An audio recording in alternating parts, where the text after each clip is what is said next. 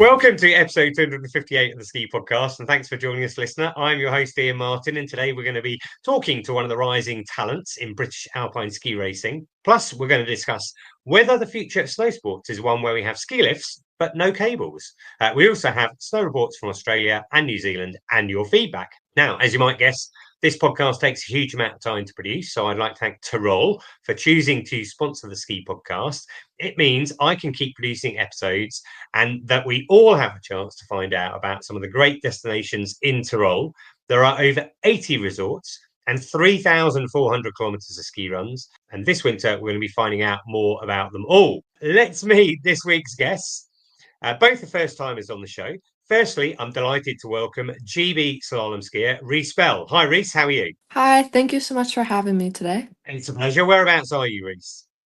I'm currently in Eagle, Colorado at my house. And I really appreciate you getting up early. I think it's about 7 in the morning. I asked you in the green room what the weather's like, but am I right in saying the sun hasn't even come up yet? Yeah, it's just starting to come up. I don't really know where Eagle is. I have to be honest with you. Is that up in the mountains? Yes, it's about half an hour away from Vail. So fantastic location. Also joining us today is the CEO of Armana, a fascinating startup we're going to be finding out more about later on this episode.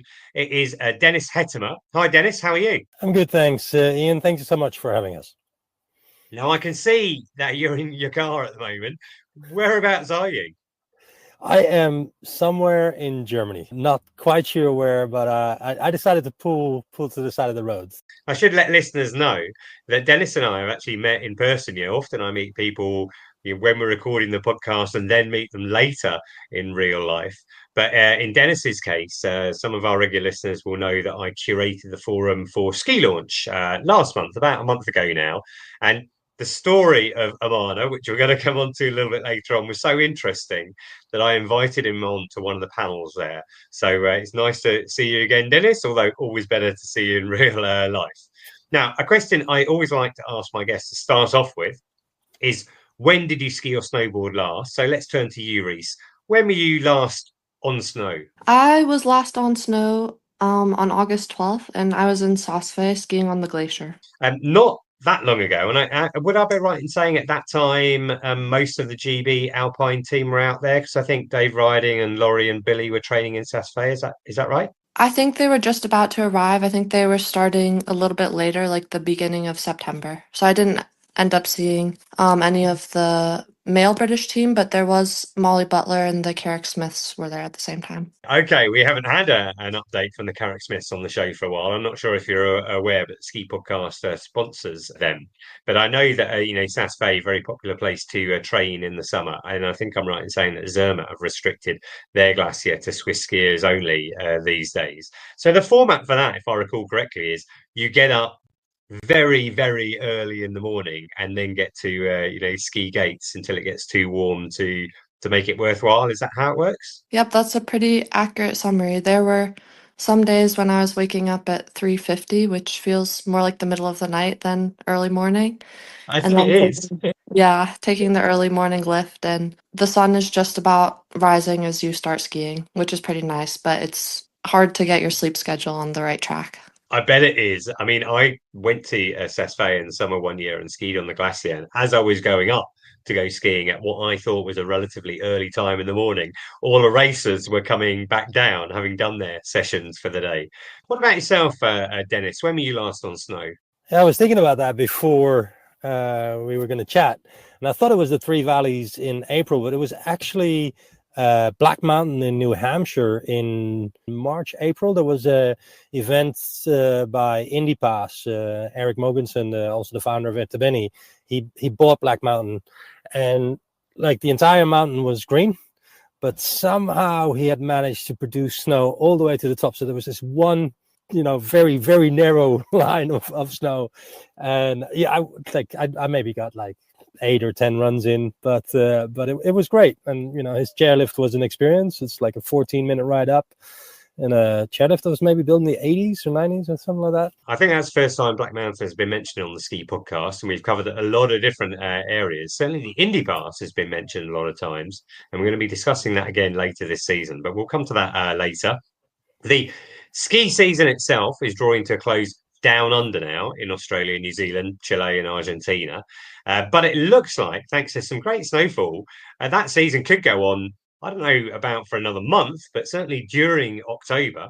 So let's have a listen to the latest update from Miss SnowItAll, Rachael Oakes-Ash from snowsbest.com, and also a report from Guy Beatson, who finished off his season with a week at Whakapapa on the North Island. Thanks, Ian. It's the closing weekend for a stellar Aussie ski season down under, though Charlotte Pass and Selwyn Snow have already shut up shop a couple of weeks ago. Resorts have received some fresh snow this week, so there'll be spring turns to close the winter out. Thredbo will celebrate the closing long weekend with the traditional Pondaskim in all manner of fancy dress, and Hotham in Victoria will do the same with their newly titled Bird Bath event, and its party shirt weekend at Perisher with all manner of loud retro attire. Across the ditch, Wanaka's Treble Cone and Queenstown's Coronet Peak closed for the season last weekend, though the Remarkable still has another week to go. And Cardrona's annual Bikes on Snow will close out the season this Sunday with mass two-wheel mayhem on snow. Further north, Mount Hutt still has 2 weeks left of the season, and on the North Island, Whakapapa and Tirol will finish up on October 26. Well, we're close to the end of the line for another New Zealand ski season. I just got back from the Scout National Snow School on Mount Ruapehu, and I have never been wetter on a ski area in my life. Through the rain and the slush, the Scouts' adventures were amazing, going from nervous first-timers to linking turns down the slope. The last fortnight has been a classic spring roller coaster. We've seen rain at lower elevations, freeze-thaw conditions giving us icy mornings and slushy afternoons, and a rapidly receding snow base from Mount Hutt to the southern lakes. Most club fields have already packed it in. This coming weekend will be the last hurrah for places like Treble Cone and Cardrona, while Mount Hutt is battling to stay open into early October and beyond. Warm nor'westers mean that what's left of our winter snowpack in the South Island is disappearing fast. In the North Island, the forecast shows more rain, but also snow to low elevations in the next few weeks.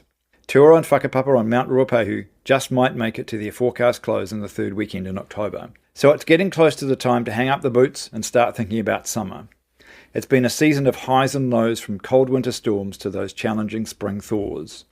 But as always, it was worth every single run.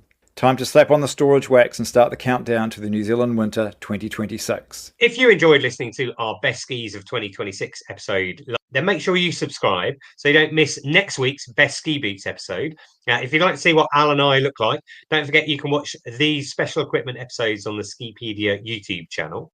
And if you want to meet us in real life, it's now only 2 weeks until the London Snow Show, when we will be presenting on the equipment stage with tips on how to choose your kit and what to look out for at the show. That is on the Saturday at 10:45, just after the show opens. And then later on, I'll be talking about how to drive an EV to the Alps. On Sunday, Chemi Alcott will be quizzing me about my ski touring trip to Mount Etna earlier this year. But there's way more going on than that, including the chance to meet Dave Ryding and the Carrick Smith brothers, for that matter. And so if you're near London, the dates are 18th to 19th of October. And you can get free tickets by taking the link in the show notes. So just have a look for that. Right, Reece, we're going to move on to you now. I imagine long-time listeners will recognise your name. The Bell family has a long history in British racing. Your father, Martin Bell, he recorded what I think is still the best ever Olympic result, 8th in the downhill at Calgary in 1988. Your uncle, Graham Bell, been on the show a number of times before, took part in 5 Winter Olympic Games. So with that kind of background, I guess my first question has to be, does that make it more difficult for you with the knowledge of, their careers? Or does it make it easier thanks to the experience that, your father and your uncle can help you with? I would say it actually makes it easier because, especially talking with my dad, he has very good knowledge of the steps that you need to take to progress up and to get into the World Cup top 30. And it's just been really cool to sort of get another perspective and to keep things in perspective for me, because sometimes it's pretty challenging, and he's always had some really good advice. Yeah, I mean, that makes sense. I think he was your original coach. Where when you first learn to ski, useful to have an Olympian teaching you. Evidently, you can create your own legacy because you're doing very well already. You've had success as a junior. I think I was looking around. You won the US under-16 national championships, British under-18 national championships, and then last year at the World Championships in Saalbach, you took 20th. I think you gained 7 places on the second run there. How did that one feel? I was very happy with my result in Saalbach. I wasn't really aware of my second run, and I knew that I was moving up places, but it wasn't until I checked one of my friends' phones and I saw that I had some pretty fast splits at the top part of the run. The rest of the experience had felt a little bit surreal, but then when I saw that, I was just super happy, and I was really happy to share the moment with my family, who never really gets to watch me ski, and they happened to be watching me for the first time in 3 or 4 years there. So it was, just a really special day. I bet it was indeed. As you say, having your family there can make a lot of difference. I already referred to the fact that Martin, your father, was your coach when you were younger, and you obviously learned to, I say it's obvious, you learned to ski young. You've lived in the States for all of your life, I think, because Martin's worked as an ambassador for Vail first and then Big Sky. Is that where you started your skiing? Well, I actually started when I was 3, and that I was just skiing around Beaver Creek. And then I started racing in Big Sky when I was about 8. I'd love to go to Big Sky. We have featured it on the podcast before, but it looks like such a fantastic area. One of the largest in America, I think. Yeah, I think Big Sky is an amazing mountain, and I don't think that I'd be the skier I am if it wasn't for that, because something that my dad was very big on when I was younger is doing as much time on the mountain and out of the gates as in the gates. And I don't know, it just gave me like a wider skill set, I think. It was just an amazing place to ski. I definitely want to go back soon. Cool, I like that. I remember talking to Zoe Atkin, another Brit who's based in the States, who's saying how much she enjoys actually not just skiing freestyle, but doing what you might call real skiing, as well, and how much pleasure you can take from that. We mentioned that you started skiing young, and you're 24 now. That's right, isn't it? Yeah. Considering your age, you've had your share of injuries. Again, I was doing a bit of research and looked to me like you've had like 2 ACL injuries before you were even 21. Yes, that's true. Especially in, I'd say, my first few years of FIS, I've had a shoulder injury. The second year I was out with an ACL. Then I had a couple good years, and then I had a repeat ACL, which was a very challenging injury just due to the timing. I had just started my first World Cup, and I was supposed to do a few more that season, and I was skiing pretty well. So that was just a hard one to get my head around. It ended up sort of dragging on because I had like knee problems since then, but I've been working on managing it with my training and with my dryland training. So dealing with the recovery from ACL injuries is pretty challenging. I think most skiers, a lot of skiers have done that. Martin, your father, had the same injury in his career. So you were talking about before how his advice has been helping you down the pathways. Was he able to help you with specific advice for recovering from that as well? Honestly, I'd say that the surgery has changed a bit from when he had it.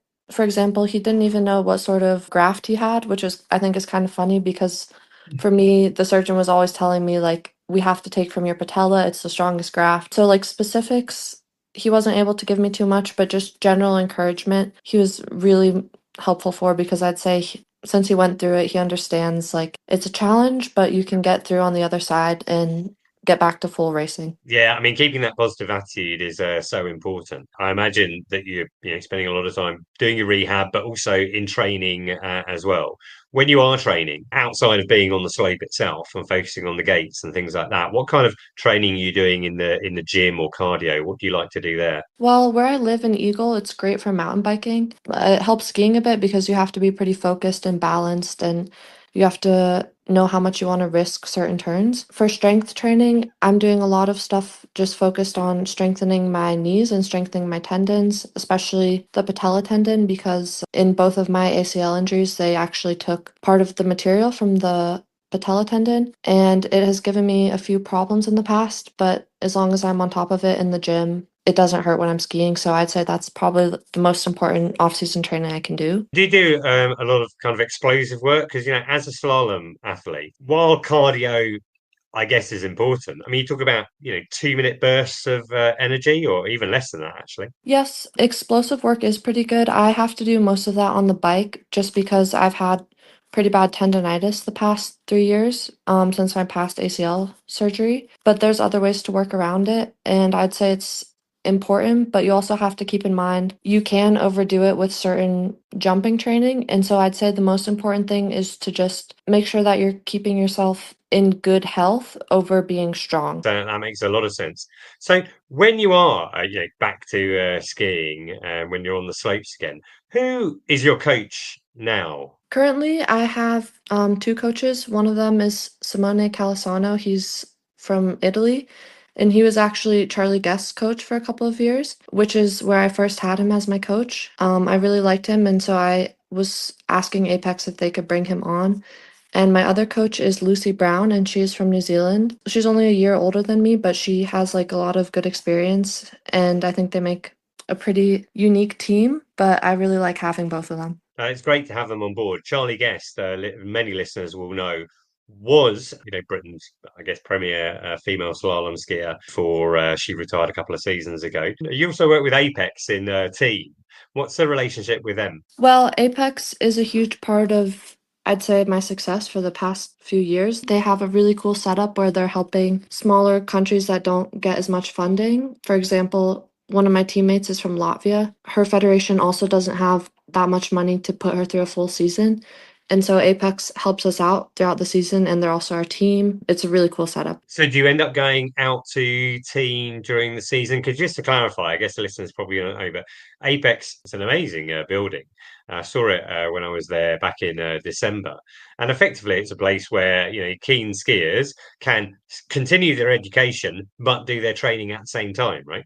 Yeah, Apex is very cool. I didn't go to school there as like a high schooler, but it's still a really cool facility. They have like a lot of gym training stuff, and they get pretty late skiing, so you can train in the spring. Well, it's an amazing building. If anyone is in team, they will notice it there. Am I right in thinking that maybe it's through them? Dave Ryding has kind of worked as a mentor with you. You have conversations with him on a reasonably regular basis. Yes, that's correct. Dave is involved with Apex, and so he mentors some of the athletes that are there, including me for the past 2 years, and that has been a really cool experience. He just has a lot of knowledge, and something that I really admire is he has a lot of determination and never giving up. Like, it's pretty obvious when he's like one of the oldest slalom winners, and it just shows that if you're consistent and you're working hard, you can get to the top. Sure, and you mentioned, the smaller ski nations, of which Great Britain is definitely one.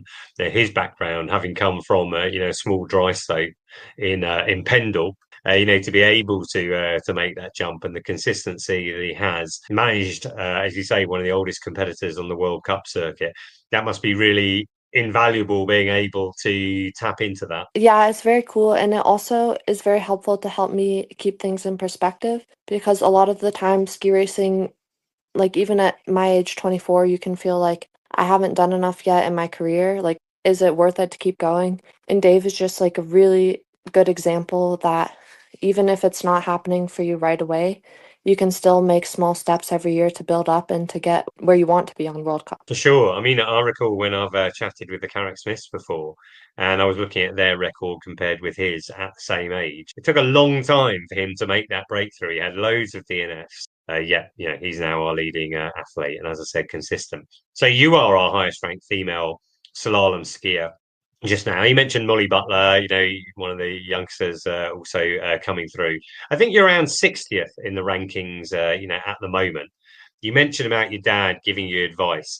Really breaking through to the top 30 is the key, because that's when you start to get a better start number. So what is it that you feel that you need to do to be able to make that breakthrough and get into the top 30? Where I'm ranked right now is based off of FIS points, but getting into the top 30 in World Cup, that isn't based on FIS points at all. That's just based on getting enough World Cup points throughout the season to get in there. For that, I'd say the thing that I would really want to get this season is just momentum, because it can make a huge difference into getting one good result, building on it, and sort of becoming consistent. For example, I saw that with Charlie Guest in some of her seasons. Once you get the first top 30, it's like a lot easier. Once you get the top 30, it's easier to get into the top 20 and then into the top 15 because a huge part of the sport is confidence and just knowing that you can do it and trusting your skiing enough to basically let yourself do it, if that makes any sense. Absolutely. The confidence is a vital factor, but also that start number is really important as well. If you are in the top 30, you're going to start in the top 30, right? And that's a big advantage over starting at 50 or 60 or something like that. Well, I wish you all the best with that. We obviously have a Winter Olympics coming up. You competed at the World Championships last season. What do you need to do to qualify for Milan Cortina? I think that the result at the World Champs helped. To really be solidified in, I do need to have 2 top 10 Europa Cup results or 2 top 30 World Cup results. And then from there, it's pretty complicated with how GB selects and sends people. So I'm not completely sure, which, to be honest, I don't think is the worst thing ever, because I've had seasons in the past where I'm like trying to hit certain numbers and I'm so focused on a certain result that I'm not able to focus on what I need to do to ski well. So my plan is just to sort of keep progressing my skiing without getting too zeroed in on certain results or the Olympics in general. But yeah, I would obviously love to go. Well, as it goes, at Ski Launch, where I met Dennis, we had a panel where we were talking about the Winter Olympics, and your uncle Graham Bell was there, and Shemi Alcott as well. And they were trying to explain to me how that qualifying procedure works, and it's evidently pretty complicated. So what I will do is wish you all the best for the forthcoming season, and with your continued career, and hopefully we will see you competing for Team GB at Milano Cortina when we come to February 2026. Thank you very much, Reece. If it's okay, I'm going to turn to Dennis now. Dennis, at Ski Launch, did a presentation about the future of snow sport. Now I have the benefit of having seen it already. I wondered if you could explain to the listener what Armana is hoping to do. Yeah, so essentially what we do is we make ski lifts without cables. And usually when I say that, people go like, okay, that's interesting, but how? So the next sentence is pretty much autonomous vehicles that drive skiers uphill and then drive themselves back down. And these autonomous vehicles can take different shape, but essentially at the core, what we're proposing and what we're building and what we're doing is to make it possible for skiing to not be dependent on what I call a fixed supply solution, like a lift that just spins, right? It's just a cable that spins and spins. And it doesn't really matter how many people are in queue or if there's nobody there, it has to spin at the same time. And with Armana, you'd have a system that only travels when people are actually using it. Yeah, actually, I might say at this point, listener, if you follow the Ski Podcast on social or on WhatsApp, you'll have already seen the Armana pods that Dennis is referring to, because I shared some photos. But if not, listener, why don't you just pause the podcast now, take the link in the show notes, have a look at a photo of what Armana are doing, and that will give you a much better idea of what we're talking about. But I think maybe, Dennis, it'd be useful to get an understanding of how it would work. Could you give us some applications for it? Like when and where would you use the Armana system? Yeah, so it'll be a while before they are ubiquitous. We are currently building our proof of concept vehicle for this winter season in the Northern Hemisphere. Next Northern season, so 26-27, is when the first vehicles will come on the snow. We're talking to people about that, of course, and then it will start going up. And the reason why I give you that like rundown of time, because there's many different application areas. Like one of the challenges for Armana is that we have so many unique selling points, so many new and different ways to look at ski resorts, that cognitive overload is a very common condition when I speak to people. The way I see it, I think there's 3 main areas that it would develop. So the first one is the ski in, ski out area. So if you have a ski in, ski out chalet or a hotel or anything like that, that roughly doubles the value, right? So if you have neighbors who are 200 meters down the road and they're not ski in, ski out, it's about half the value. So that would be one area. By that, you're saying, right, you've got a property at the moment, it's near the slopes, but it's not actually on the slopes. But if you had a fleet of the Armana pods, autonomous vehicles, then they can actually connect their guests with the snow. It becomes ski in, ski out, and there's value for them there. Okay, so that's one of the things. What about the other idea? Before I jump onto that, so what we're doing is we're mainly talking to housing organizations there, right? And that's a pretty easy proposition, and that would require maybe 1 or 2, maybe 3 vehicles, right? So the next area of application is transports. So if you think about areas like Chamonix or Åre in Sweden, you have like these areas that would be great if they're connected, but they've been talking about building a lift for over a decade. It's never happening. And they could just deploy some vehicles to make that connection on the snow. So you don't have to go down to the bus route and go up onto the next area, but you can actually find paths on the snow. So that's still not the exciting part in my mind. It's a very, very cool technology, and it will make the areas a lot bigger, and the flow of the skiers will be better, I think. But then the last area is, of course, the actual transportation of skiers instead of ski lifts.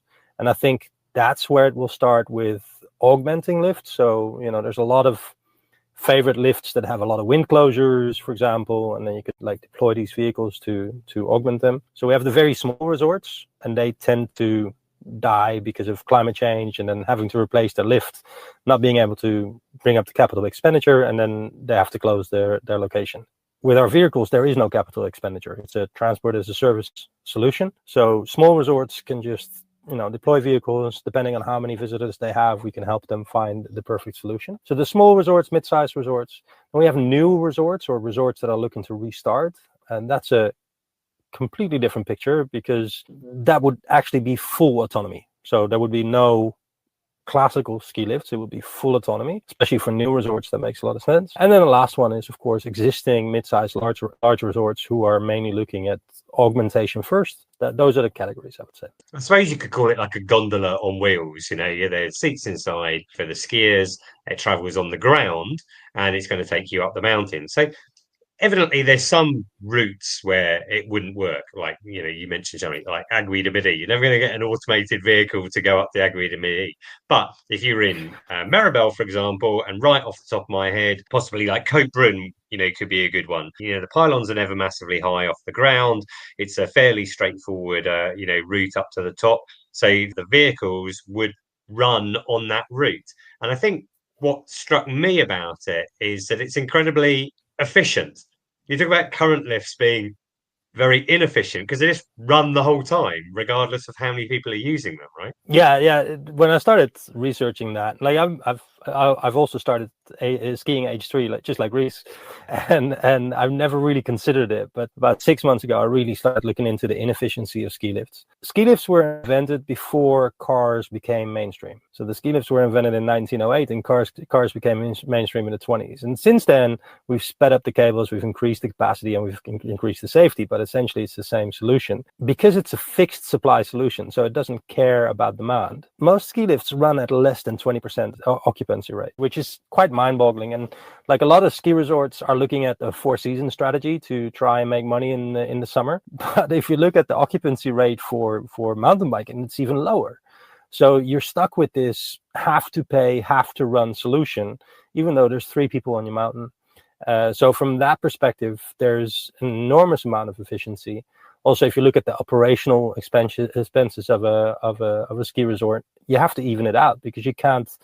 Like, I can imagine that Reece, you and I will probably do a lot of runs in a day, but then there's somebody else who does 2 runs in a day, right? And how do you even that out? Well, with fixed supply solutions, you can't really get that number. So you never can get that efficiency number. And of course, the final part, or the I would say one of the most important parts, is for the environment, because our sport is hit by climate change extremely hard, and just having to run this system empty is wasteful. Also, building the system, of course, is destructive for the environment. I mean, very valid points. I think in Larks it's one of the only places where they've got a lift that you can summon effectively, call it to you. But otherwise, a lift runs regardless of what the occupancy is, how many people are on it.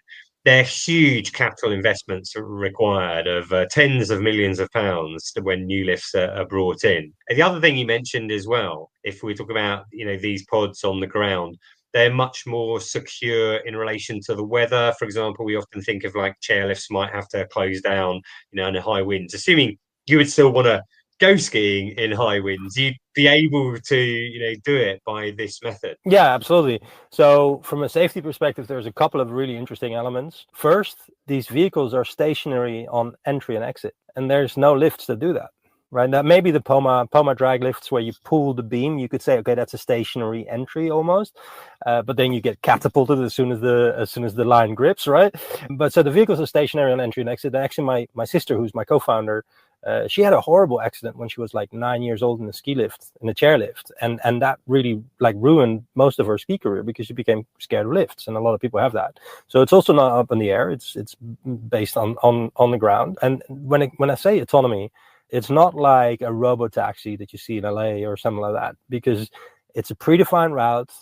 The vehicles know exactly where to go, and they're optimized to follow that route and to do object detection. Now, if something happens, all you have to do is open the door, or in another model where you still have your skis on, you just get off the bench, and then you ski down and you take the next one. So when a ski lift stops, everybody stops. But when an Armana vehicle stops, you just ski down, get the next one. I think you mentioned earlier, I can't remember what the phrase you used was, but it was a cognitive challenge to people to try and get their head around this, because it is so far outside. We talk about a new paradigm for lifts, lifts without cables. And so some people find that difficult to imagine. But, to me, it seems entirely feasible that it could work, in the right circumstances. You mentioned that timeline earlier. Do you have a prototype yet? I can't recall what you said in relation to that. No, we're building it right now. So the prototype will be on the snow this season. And the first vehicles, which currently looks to be anywhere between 20 and 40 vehicles, will be deployed in the 26-27 season. And the interesting thing is that if you buy a ski lift, like a chairlift or whatever, right, the build time is about 18 months. Don't talk about the legal time to actually get the permission to build it. That can easily be multiple decades, which is, of course, a problem you won't have with Armana because you just deploy vehicles on the surface. But we're building these things now, and it will take about 18 months to get to actual production. But once we're in actual production, you'll order a vehicle and you'll have it like a couple of months later. And as production ramps up, you can deploy these vehicles when you want, where you want. So that's a pretty challenging thing for people to get their head around. But it sounds super interesting. I'll be following it very keenly.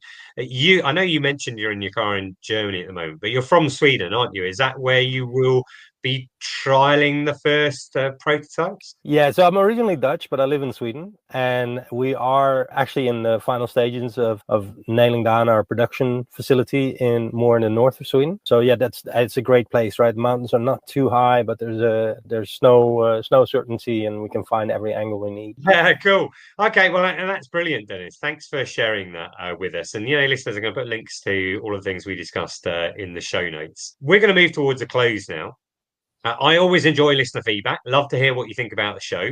You can leave me a comment on Spotify, Instagram, or Facebook. Our handle is @theski-podcast, or you can drop me an email to theskipodcast@gmail.com. We've had a few comments since the last episode. Mark Thomason enjoyed episode 256 when Bethany was talking about Tromsø in Norway.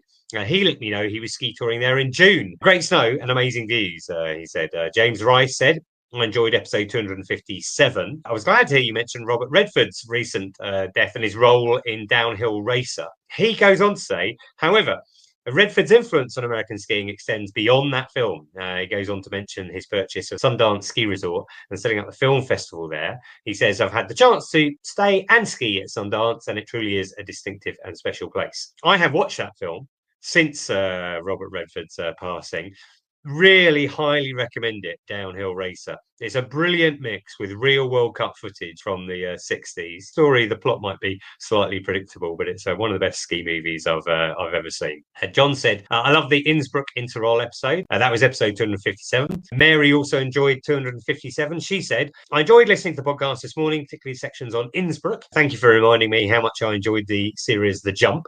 She also mentioned she'd been skiing with Peak Retreats regularly and is going to check out Ski Flight Free to find out about going by train for her next trip. There are now 275 episodes of the Ski Podcast to catch up with, and a whopping 261 of those were listened to just in the last week. Now, when people start listening to the really old episodes, and we started in 2017, that normally means there's a new listener out there who's just binge listening and working their way through the whole lot.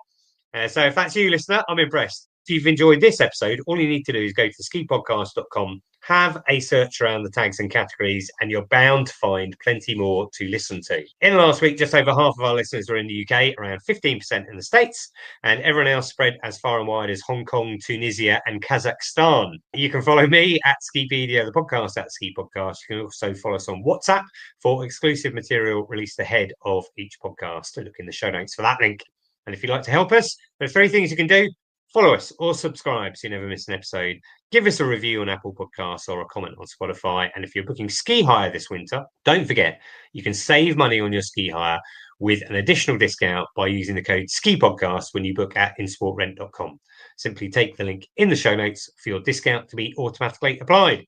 Right. For now, I'd like to thank my guests today. Reece, thank you very much for joining us. Thank you for having us. And Dennis, thank you for joining us. Yeah, thanks so much. It was great seeing you again. And finally, listener, thank you for joining us wherever in the world you're listening right now. And until next time, goodbye.